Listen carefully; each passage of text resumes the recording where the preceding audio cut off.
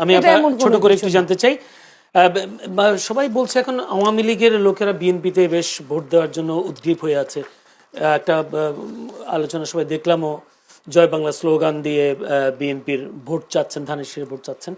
কিন্তু সামাজিক যোগাযোগের মাধ্যমে এটাও বলা হচ্ছে আওয়ামী লীগ বিএনপিকে ভোট দিতে চায়, তারা আপনাদের পক্ষ থেকে, বিএনপির পক্ষ থেকে কোনো ধরনের আহ্বান না পাওয়ার কারণে তারা সাড়া দিচ্ছে না। মানে বিএনপি আওয়ামী লীগকে পাত্তা দিচ্ছে না নাকি আসলে গোপনে গোপনে কাজ করছে? মনে করি না। আওয়ামী লীগ ইতিমধ্যে আপনি দেখেছেন তারা বিভিন্ন গান বানিয়েছে, কোনো ভোট দিতে তারা যাবে না। তারা বিএনপিকে ভোট দিলে অনেক আগেই দিত, অনেকভাবেই দিতে পারতো, বাট তারা দিবে না বিএনপিকে। তারা সব সময়ের জন্য প্রতিদ্বন্দ্বী মনে করে। আমি এইখানে ব্যক্তিগত কারো কোনো সম্পর্ক থাকলে বা কেউ নাই দিল বা কারো মামলা তুলছে বা মামলা হয় নাই এরকম, সেটা অন্য জিনিস, এক্সেপশনাল কোনো এক্সাম্পল হয় না। আওয়ামী লীগ বেসিক্যালি যদি ভোট দেয় তাহলে সেটা জামাতকেই দিবে, বিএনপিকে দিবে না। জামাতকে দিবে, জি। কিন্তু সামাজিক যোগাযোগ মাধ্যমে তারা বলছেন আওয়ামী লীগ বিএনপি একচেটিয়া জামাতকে ভোট দিত যদি জামাত এনসিপি কে না দিত। ছোট্ট করে উত্তর ওনার কাছ থেকে শুনবো। সেই সাথে যদি আল মামুন রাসেল, মির্জা আব্বাস তিনি বলেছেন একটি দল 40 লাখ বোরকা বানাচ্ছে নির্বাচনের জন্য, আবার বিএনপির আরেক নেতা বলেছেন 1 কোটি বোরকা বানাচ্ছে জামায়াত নির্বাচনে ভোট কারচুপি করবে, অর্থাৎ পুরুষ মানুষদের নিশ্চয়ই বোরকা পরে পরে ভোট দেওয়ার কথা তিনি ইঙ্গিত করেছেন। জামাত এই জায়গায় কতটুকু এগিয়ে গেছে? বিএনপির কাছে কুটি শব্দটা আমার কাছে ওনারা খুব সহজে কুটি বলতে পারে, এটা একটা ভালো দিক। কথা বলছেন, আপনি যে 50 প্রথমে বললেন না, প্রথমে বলেছিল 50 কোটি গাছ লাগাবে, এরপরে ইস্তেহারে এসে 25 কোটিতে চলে আসছে। এই যে আমরা শব্দটা, এখন তো আর আগের যুগ নাই।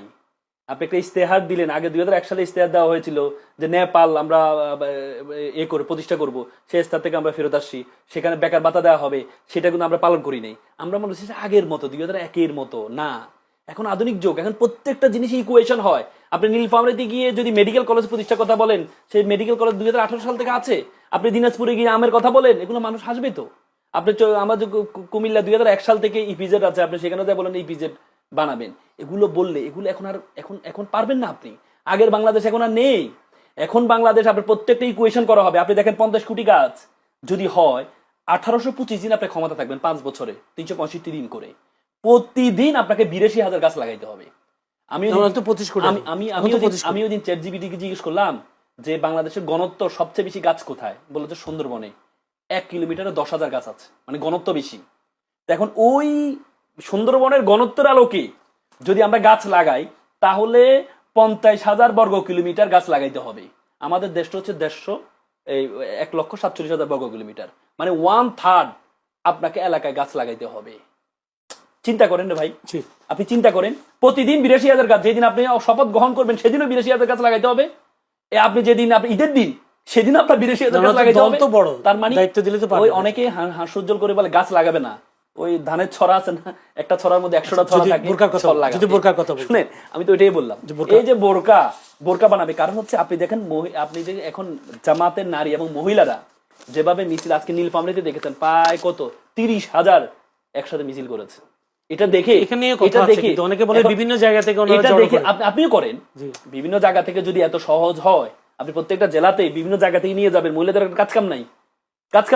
এটা হচ্ছে মানে ওই যে চাচার মতো, গ্রামের চাচা বলে না, তুমি বিশ্ববিদ্যালয় জীবনে চান্স পাবা না। চান্স পাইছে, বিশ্ববিদ্যালয় চান্স পাইছো, কিন্তু জীবনে বিশ্ববিদ্যালয় শেষ করতে পারে, বিশ্ববিদ্যালয় শেষও করছে, চাকরি পাবা না, চাকরিও পাইছে, বেতন পাবা না, বেতনও পাইছে, এরপরে কি বলে তোমার এই সংসার কন্টিনিউ হবে না।